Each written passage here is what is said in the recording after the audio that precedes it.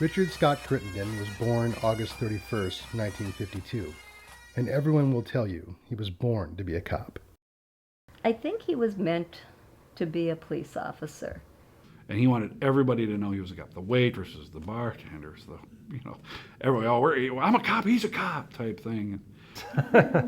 My dad was, he was born to be a policeman. Because of course, you have to talk cop. When Rick's around, you have to talk cop. He was a cop's cop. Rick knew early in life that he was meant to be a police officer, but circumstances caused a detour in his plans. He said that when he was a young man, he wanted to be in law enforcement, but he wanted to wait till Rick Jr. was grown because he didn't want to have the shifts and that. He was a single parent at that time. One of the first sacrifices that I realized that he had made for me, and that was waiting to switch careers when I was growing up, and worked his way up from welder to an engineer, going to school at nights. But I knew his dream was to be a police officer, and my favorite story is the fact that he waited until I left, joined the service after I graduated high school, to pursue his career, which ultimately made him have to work longer in his career as a police officer at an age where he, maybe would have been retired. I met Rick when he started 9 years ago. I guess that would have been the year 2000. I'm the old guy in the department, so that's how I met Rick, and when he started here in North St. Paul. We kind of bonded together because we were pretty experienced and versed in life, where a lot of these kids were 21-year-old kids coming right out of college. And Rick came to be a police officer later in life, but it was an early experience with law enforcement that planted the seed. Like many teenagers, Rick loved joyriding up and down the streets of his sleepy town, ignoring the speed limit until one night he found himself in a place he hadn't counted on. He said that he loved to hot rod when he was younger. And when he was 16, he was hot rodding in a town. Back then, they didn't mess around. They took and, as he put it, put his sorry little butt in jail with all these bad people. He said, I sat myself down in the corner and I spent the night there and never slept a wink and decided, I'm not going to break the law anymore. It scared him straight, I guess.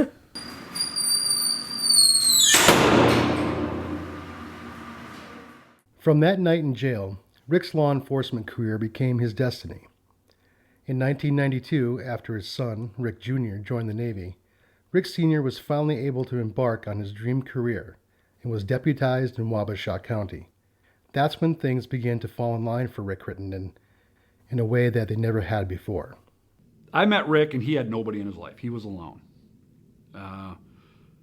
He kept telling me, Mike, he says, I can't find anybody that I want to be in a relation with. I don't know. It's been so long since I've met anyone. I'm just going to petition the governor, see if I can be recertified as a virgin. What are you talking about? And that was funny, because Rick met Christine at my house for my graduation party from St. Paul Police Academy. Christine doesn't like to be in the center of attention. And she told me that she would come to the house and help with the celebration for Mike's swearing-in party. She would make sure that there was food on the table and cleared up. And I'll just be there and I'll do all this and then I'll just disappear. Rick happened to walk through the kitchen, and the minute he entered the doorway, it's like, oh my.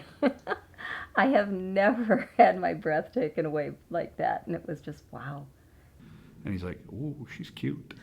It's like, yeah, she is. Is she married? No. Huh.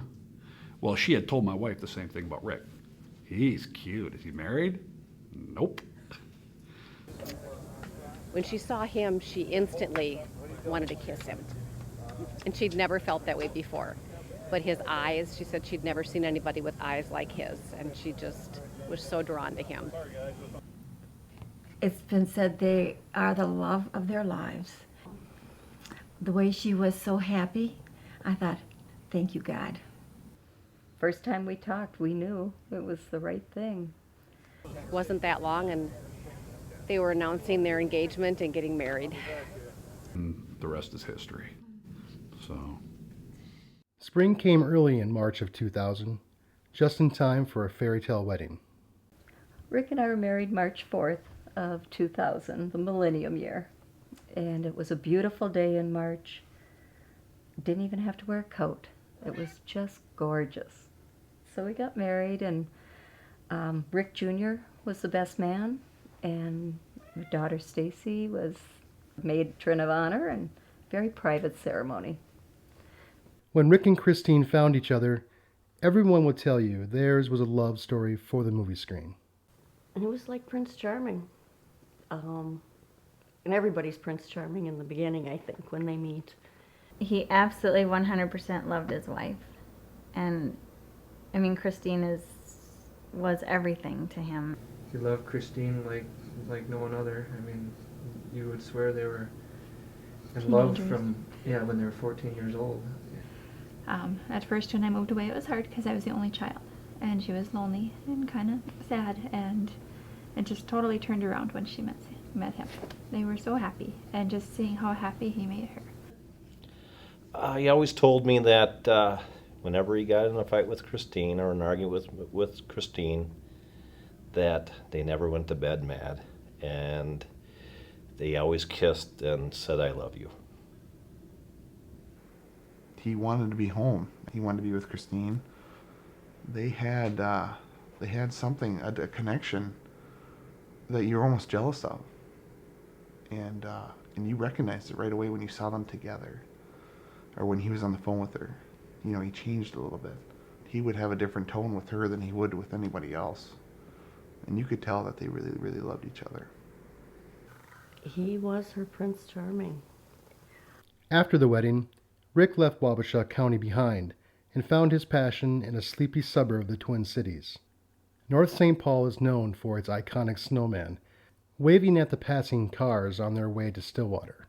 He was in Wabasha County as a deputy when we met, and we talked about should I sell the house and move down there and get a house down there, or him move up here. And I have such great children in my daycare and parents, it's phenomenal.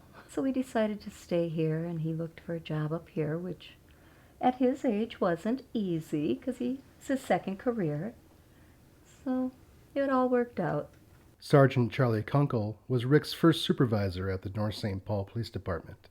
When Rick started here 9 years ago, I had the sometimes fortunate and sometimes unfortunate duty of being his supervisor. And I think why he and I kind of hit it off is I'm a little bit older. He's older than me yet, and I had no intention of ever treating him like a 25-year-old kid starting the job, because he wasn't a 25-year-old kid. He was a 40-some-year-old man when he started the job.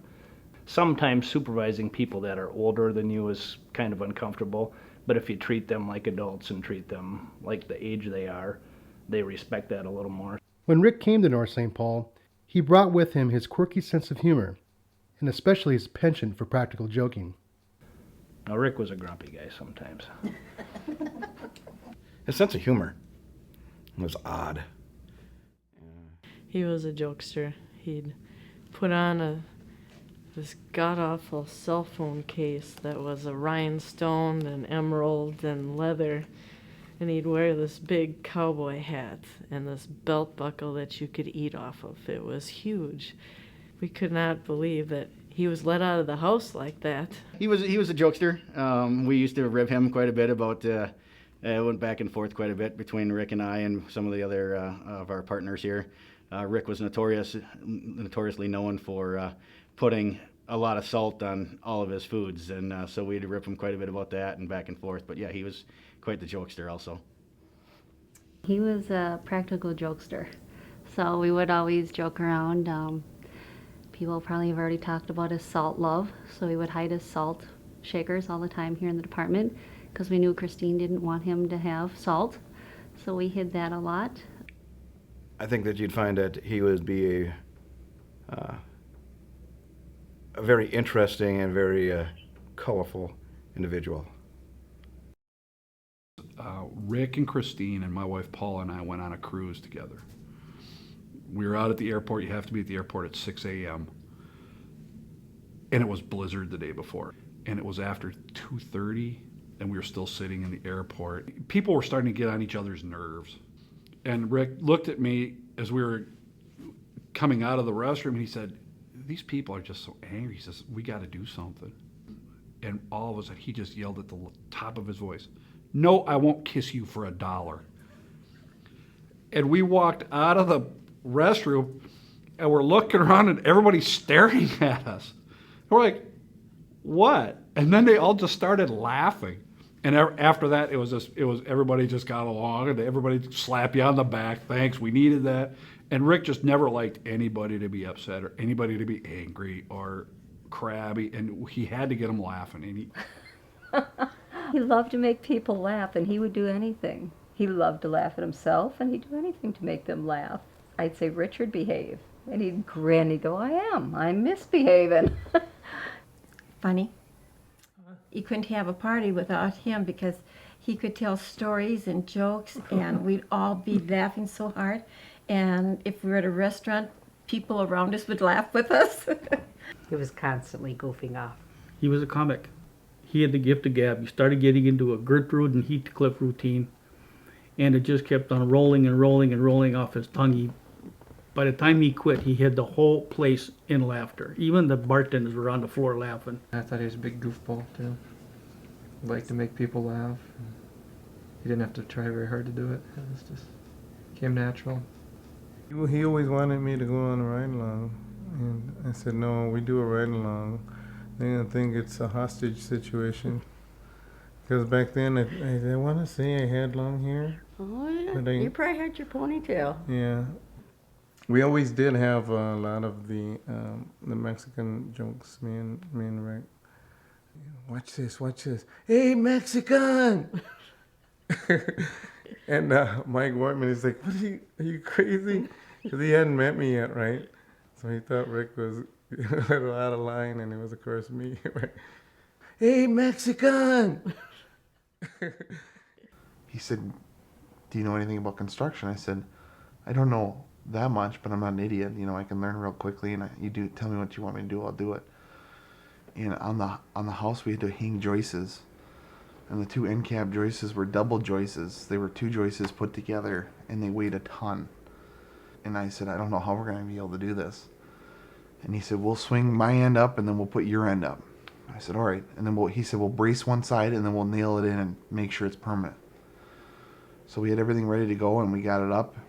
And we're sweating our butts off, and we get it up there, and he goes, are you at a ½ inch? You got a ½ inch? I said, I'm off. Rick, I'm off. And I knew everything was fine, so I thought I'd mess with him a little bit. And I said, no, I only got 4/8. And he goes, what? And he come running over, and he goes, are you serious? And I hit it up there, and I was rolling, and we laughed about it. And every time, you know, we had a chance to be alone, I'd tell him, remember the time I told you we have 4/8? Or I'd yell at him. He goes, do you got enough room? I'm like, I got 4/8. And he'd tell me to shut the F up. That's the way Rick was. Rick didn't hide his language. He was running traffic on Highway 36 with his radar unit, and I was driving one of our semi-unmarked vehicles as a supervisor, and I went by him at about 90 miles an hour, and he didn't recognize that I was in this vehicle, and he started to chase me down Highway 36, calling out a pursuit, and and I just about crashed because I was laughing so hard. I had tears coming out of my eyes, so I turned off on the side of the road, and he pulled up alongside me and finally realized it was me. And this was something to laugh about for a year. Beyond that, the dispatchers were laughing and crying, and it was just complete comedy. Wait, one thing that I can say is that he was very funny. And he called me Rebop, and he called Kyle Bop. So Bop and Rebop. And he could talk like Donald Duck. Like that scratchy voice, you know, that Donald Duck has. He could talk like that. Can you do it? A little. Let's hear it.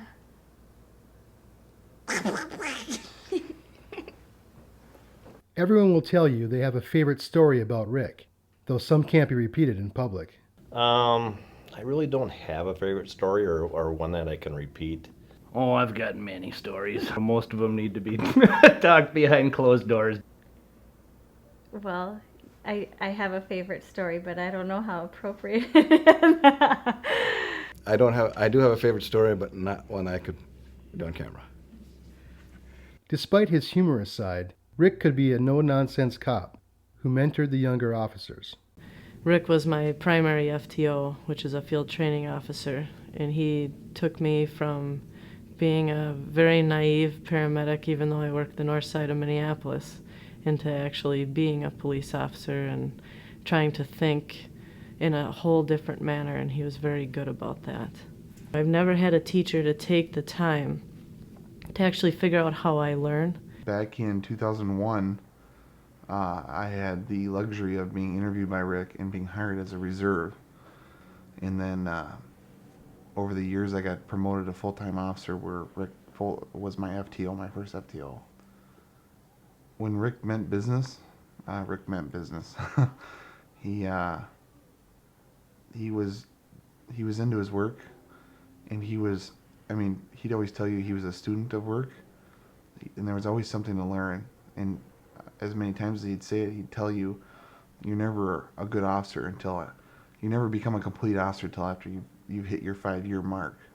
I started here in North St. Paul about 4 years ago, and this was my first police job, and he kind of took me under his wing and kind of showed me the ropes a lot, and learned a lot from him. I was his partner for the years that I've been here with the North St. Paul Police Department. When I first started here, we were discussing something, and I forget what it was, and he kind of whacked me on the back of my head with 2 fingers, and he said it's only these 2 fingers and I can take you down. Just these 2 fingers was what he'd always look at me and give me these 2 fingers. And He took me to driving school when I was brand new, and we had to race around the track trying to catch somebody, and he actually got a little sick with my driving and had to get out of the car for a little bit. And then after that, he got back in and he looks at me and goes, "Are you hungry?" And he said, "Well, yeah." And we went and ate at Perkins. My first night with Rick, and he was driving and I was riding in the passenger seat, and I was very nervous because it was my first night as an officer. And I remember that we went on a call where a car chase pursued, and I was scared to death because I had no idea what was going to happen. And we followed this car all the way into Oakdale, and Rick jumps out and he runs up to the person and says, "Put your hands up," and he has his gun out. So not even thinking, I put my hands up. Then he turns around in disgust. He goes, "Not you, them." And we got back into the car, and I was just sitting there staring straight forward because I knew he was going to say something to me, and I had no idea what. He goes, "You are not a regular person now. You're an officer, and you have a gun on the side. When I say put your hands up, it's not for you." At 6'3", Rick could be an imposing figure to those he encountered. He cast a big shadow over North St. Paul.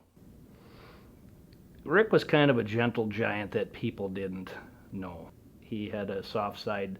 He was a big, gruffy kind of guy. Rick has a soft side to him also that I think a lot of people might have not have seen while he was in uniform. He was a big teddy bear. Big teddy bear. It's kind of a big teddy bear. I think a lot of people, he was known as Grandpa around the police department. A lot of the little kids knew him as Grandpa Rick. When I'd bring my little girls in, he went from being, police officer Rick Crittenden to Grandpa Rick in no time flat, and was, playing with them and, trying to get them ice cream and different treats just as a grandparent would.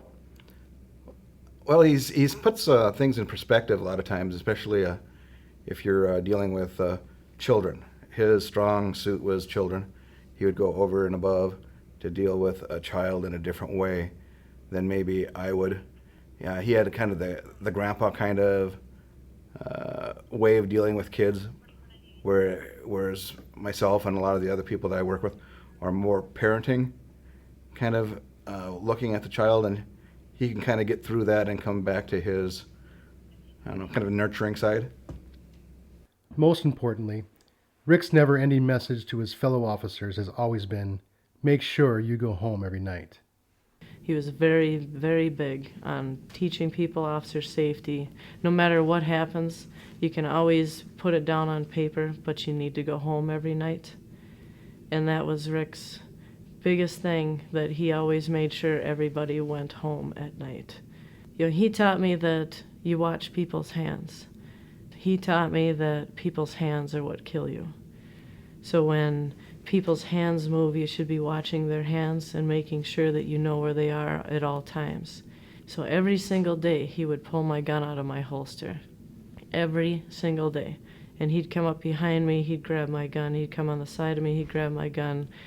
And I was constantly taken down to the ground or pinned in a corner, or what are you gonna do if I do this, or until the last day of FTO, he let me off of field training when I could fight for my gun and actually keep it. I think that was my biggest accomplishment getting off of FTO, was learning how to do that with Rick. I mean, they teach you to draw your gun every day. And he was very safety conscious, as we all are. I think he, like I said, he was a tremendous leader here, and he would teach a lot of the newer guys about the, being safety conscious. When he was my training officer, we had, one of the squads had a camera. And when we were doing our traffic stops, he would film, make sure it was rolling, and we'd get back into the squad and we'd play back, and he'd yell at me for all the stupid mistakes I was doing. But when he was driving the car, he was still a policeman when he looked at other people. He did what they were doing wrong, and that. First day, he says, "We are no longer friends. I am your FTO. We're not friends today." I said, "Okay, yes, sir." So we were at my very first call, very first domestic. We're outside talking to the guy, and the guy confesses to everything. Perfect call for your first call. Yeah, I punched her. She pissed me off. I punched her right in the face. And I told him to stand up. Rick said, "Why'd you have him stand up?" I saw the keys behind him, and I just thought he could use them as a weapon. He said, good. But why didn't you just grab the keys away from him? And I said, "I don't know." And he goes, "If they're sitting down, keep them sitting down. We're above them. He always had the mindset." Rick was good with the younger officers. Yeah, it was a pain in the ass at times, sure, but, officer safety was his big thing. Labor Day, September 7th, 2009, was a holiday for most. People were flocking to the state fair for its final day of midway rides and mini donuts. I was actually on vacation, and I used my vacation to work at the state fair as a police officer. Emily's mom said, "You need to bring home mini donuts." And I'm driving home, and I got the hot mini donuts in the car, and I'm thinking she's gonna love me because there was a deal, 3 for $9, and I'm gonna throw as many mini donuts as there's possible. I'm gonna go home and sleep.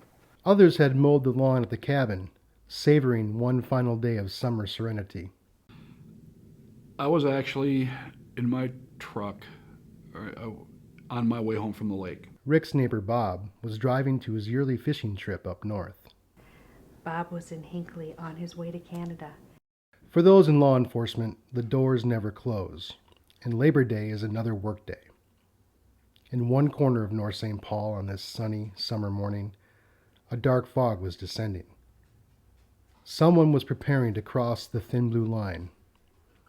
Officer Rick Crittenden was on duty when the 911 domestic call came in.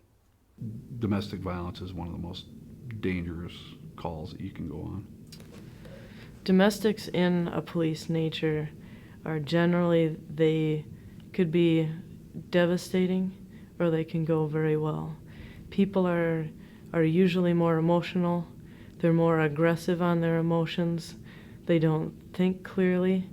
Very volatile, especially when you have repeat offenders that have no respect for not only the law, but for their supposed loved one. It can turn violent within a minute. I mean, you can train your whole life for this, but you never gonna know what's gonna happen when you walk into that apartment. The unpredictability of it, as far as domestic goes, is probably one of the worst calls that we can receive for service. Things happen, and they happen bad fast. Rick who had celebrated his 57th birthday just days earlier, left the police station to make his routine rounds. Shortly after, he responded to the 911 call, racing to the familiar address on Skillman, requesting backup from Maplewood. I had just seen Rick probably, I don't know, 3 minutes before this happened. I was actually supposed to work with Rick that week, but was scheduled to a different shift due to the fact that one of our other officers had taken vacation. And so I had finished my shift that morning, early in the hours of the morning, and was home and in bed. Bob was in Hinckley on his way to Canada and called me and said, I just heard something really disturbing on WCCO radio. And he said, I know Rick was working alone. Will you please call Christine and let me know? Well, I didn't want to scare her. I called her and I said, have you got the TV on? And she said, no. And I said, will you call Rick and make sure everything's okay? And she said, why? And I said, well, Bob just called me and said he heard there was a shooting in North St. Paul. I called Brian Baumstead first and said, Bomber, what's going on? I need to know.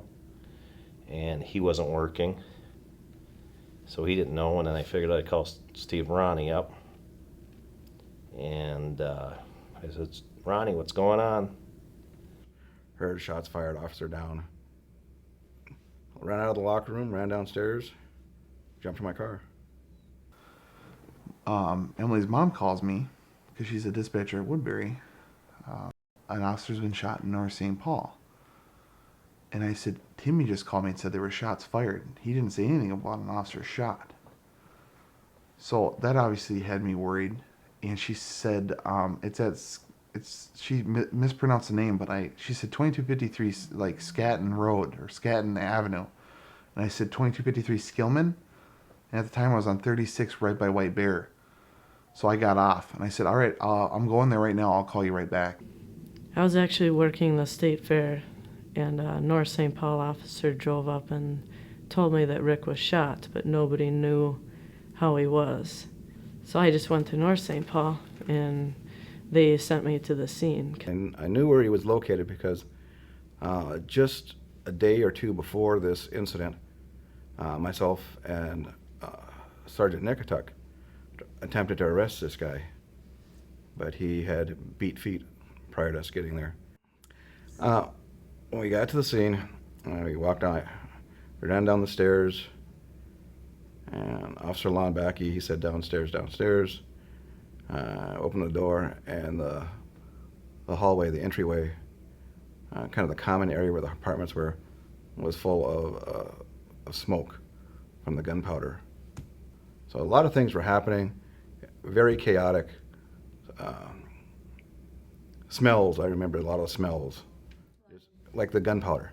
Because it's, like when we do our shoots and stuff like that, qualifying shoots, I mean, it's very odd to have it inside of a building because it was so heavy. When we have our shoots, we're either outdoors or in a heavily ventilated room, but this was real heavy, almost like a cloud, almost like a fog. But we tried to clear the scene, make sure there's no one else in here, covered the guns, and then secured the scene the best we could, the perimeter, and other squads were arriving at the same time. Medics were allowed in. So I pull up on Skillman, and I run up, and Sergeant Nickatuk had blood all over his hands. And I said, what do you need? What do you need? And I don't have any idea who's been hit.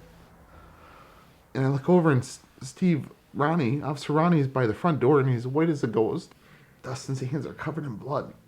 And he's trying to work somebody's cell phone. And he says, I need your cell phone. So I threw him my cell phone. I said, I got my gear in the car. Do you want me to put it on? And he said, go put your stuff on. We're going to need you. I have no idea what's going on. And everybody around looks horrible. So I run to the apartment. And Steve's downstairs. And they said, we got to clear the apartment. There still might be somebody in there. The Maplewood sergeant said, you got the door? And I said, yeah. So I drew my gun and I stood at the door and waited for them to come out. And there was bullets everywhere. there were bullets everywhere, and a magazine was crushed, and the hallway stunk so bad. I went to the scene. You could see him through the window. It's hard. It was very hard. He came back out and he said, Rick's dead. And I said, what? How? And then all of a sudden, there was like Ramsey County and Oakdale, and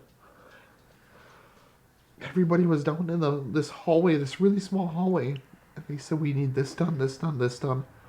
And everybody was just floored, white, just no life in anybody.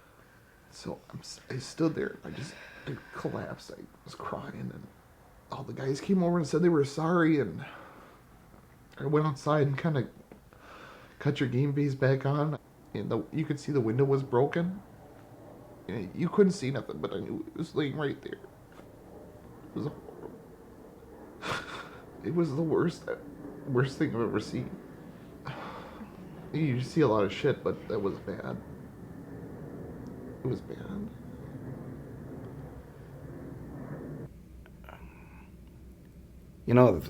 Training is one thing, but you also have to have